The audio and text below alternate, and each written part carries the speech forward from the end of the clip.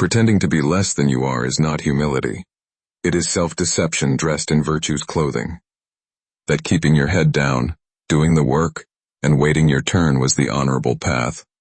That one day, someone with authority would notice your quiet dedication and reward you for it. You believed that humility was a virtue worth protecting, even at the cost of your own ambition. But here is what nobody told you. That belief is not wisdom. It is a trap. The world does not reward the invisible. It forgets them. Every time you made yourself smaller to make others comfortable, every time you swallowed your opinion to avoid seeming arrogant, you were not being noble. You were lying to yourself, and the cruelest part of that lie is this. You are the only one who believed it, and in a world that rewards presence over potential, louder wins every single time without apology. He wrote for the ones willing to see the world as it actually operates, not as they wish it would. And here is the operating principle you have been avoiding. In the world of power, being invisible is functionally identical to being dead. You receive no opportunities, no authority, no recognition. You simply do not exist in the calculations of people making decisions. Now hear this clearly. Humility is not a virtue in a competitive arena. It is a tactical error. Every time you shrink, you are not being modest. You are being cowardly. You are voluntarily handing the stage to someone with half your intelligence, half your capability, and twice your audacity. Act like a servant. Get treated like one. Now ask yourself honestly, when a leadership position opens, when someone needs a person to trust with real power, do they think of you first? Or do they think of you as kind, dependable, and safe? There is a devastating difference between being liked and being considered. You have been collecting respect like participation trophies while someone else collects the actual prize. Machiavelli understood something most people refuse to accept. Perception is not a side effect of reality. Perception is the only reality that matters in the game of status. How you are seen determines what you are given, full stop. And if you have spent years moving quietly, serving generously, and shrinking deliberately, you have not been building goodwill until the world forgets you were ever dangerous at all. Someone sits in a meeting, presents your idea with confidence, and receives the applause you earned. You smile. You say nothing. You tell yourself it is fine. That is not grace. That is surrender with a polished surface. When you accepted a salary below your value because negotiating felt aggressive, you did not demonstrate professionalism. You demonstrated that your time and brilliance carry a discount price tag. When you apologized for knowing more than the person speaking, you handed them authority they never earned. Machiavelli understood this clearly. The capable are not destroyed by enemies. They are destroyed by their own restraint. Every one of these moments is not a small sacrifice, and the longer you stay silent, the deeper that categorization gets written into how everyone around you sees your worth. You are writing a contract that says your effort is free. Your peers have learned it. Your boss has learned it. Even the people closest to you have learned that your excellence comes without a price tag, without a demand, without a consequence for ignoring it. And you signed that contract in silence, one swallowed word at a time. What you call strength is resignation wearing a costume. There is a critical difference between being a utility and being a leader. A utility is expected, taken for granted, and replaced the moment something cheaper comes along. A leader is respected, sometimes feared, and never forgotten. And now you are watching them wear what was always yours. The invisible man never wears the crown. You have convinced yourself that staying quiet protects you. That by keeping your head down, you avoid envy, conflict, and the crosshairs of people who want to see you fail. That your silence is a shield. It is not a shield. It is a target. Every space you refuse to occupy does not stay empty. Nature does not tolerate a vacuum, and neither does power. The moment you step back, someone steps forward. They hand it to the person loudly declaring they did. You have been doing 80% of the work. You carried the project, solved the problems, stayed late, and then stepped back and let the team absorb the credit. You told yourself that was leadership. It was not leadership. It was invisibility with a smile attached. While you were being generous with your contributions and modest about your victories, your peers were doing something entirely different. They were building alliances. They were claiming wins loudly and without apology. They were positioning themselves for the next opportunity before the current one even closed. Your goodness is not protecting you. It is exposing you. It is not selfless. It is vanity wearing a costume. You are so obsessed with being perceived as good, as pure, as above the dirty game of ambition, that you are willing to sacrifice actual progress just to protect that image. Think about that. You are trading real wins for a reputation that exists only in your own head. You want the moral high ground more than you want the result. But let me tell you what the moral high ground actually looks like. It is cold. It is lonely. And the only thing waiting for you up there is a long list of missed opportunities with your name on every single one. Machiavelli warned us centuries ago. Now let us talk about something happening below the words, below the thoughts. Operating at a frequency most people never consciously register, your body is confessing things your mouth never agreed to say. When you duck your head walking into a room, when you fold your shoulders inward, when you take up the smallest possible amount of space, you are not being polite. You are broadcasting a biological signal of submission that every nervous system in that room receives and processes instantly. This is not metaphor. This is evolutionary wiring.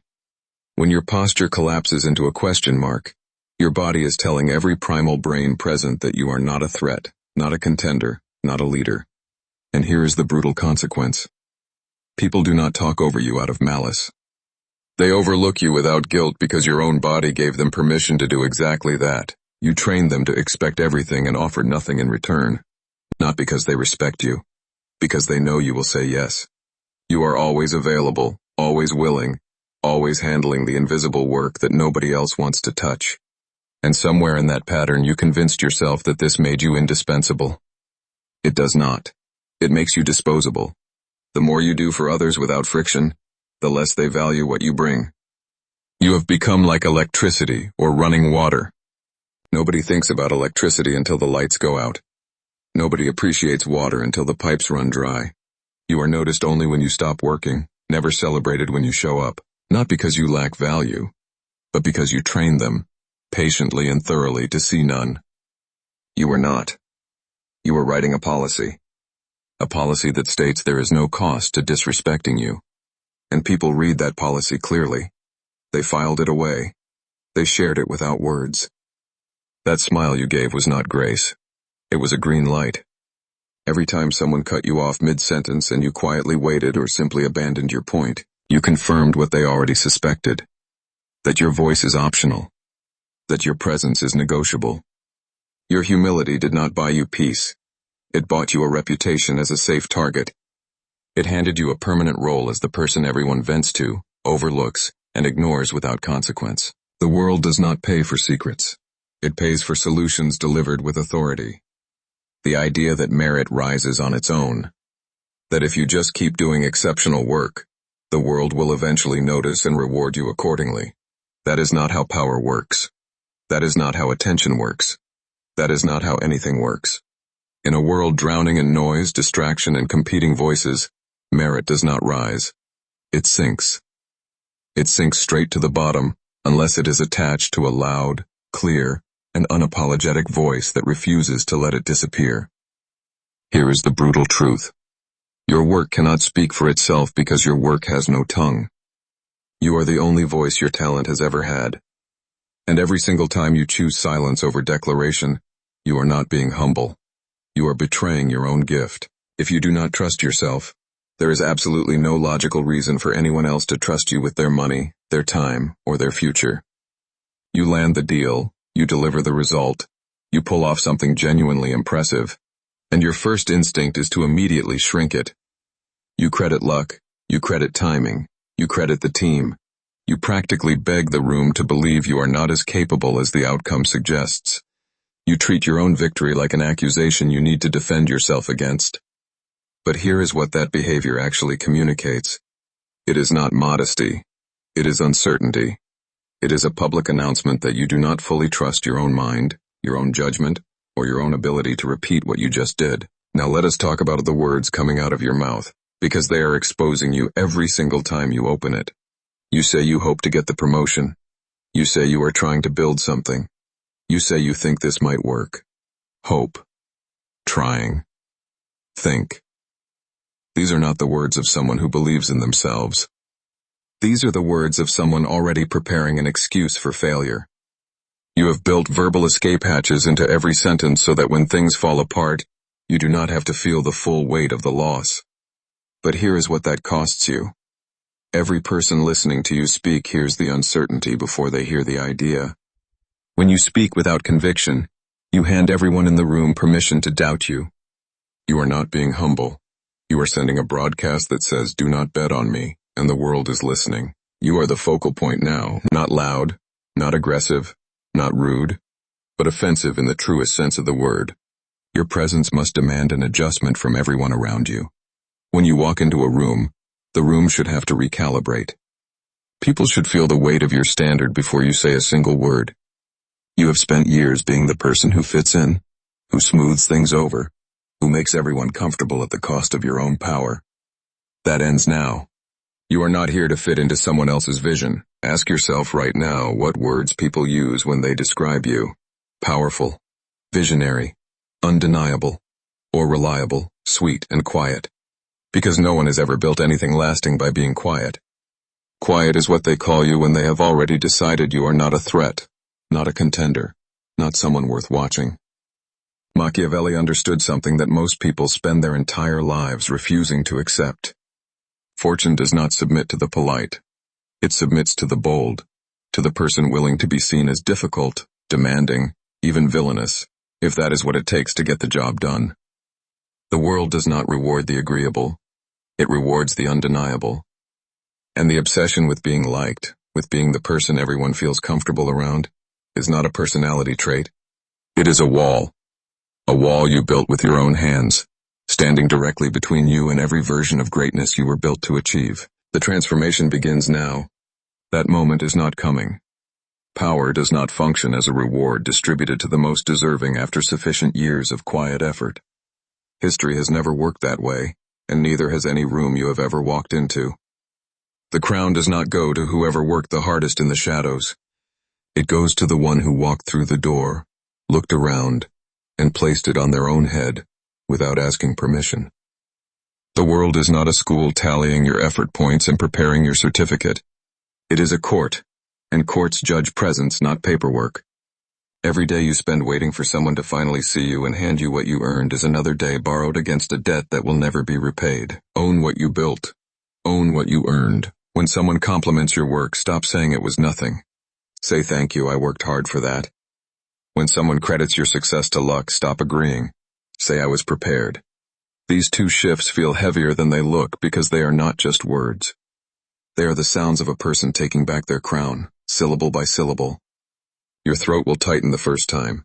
Your instinct will scream that you sound arrogant. It was consuming you from the inside out. That bitterness you feel watching loud, underprepared people walk into promotions you earned is not weakness.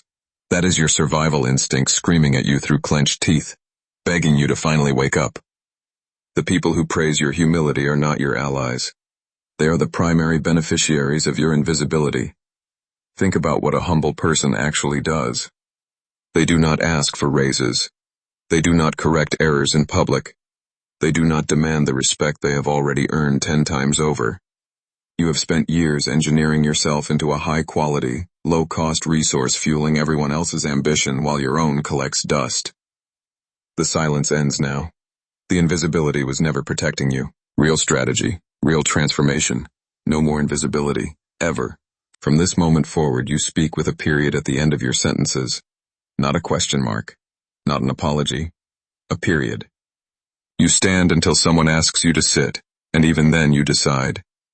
You stop shrinking your wins into footnotes and start owning every single thing you have built with your bare hands. The people who praised your humility were never in your corner. They were managing you, keeping you small, quiet, and grateful for scraps.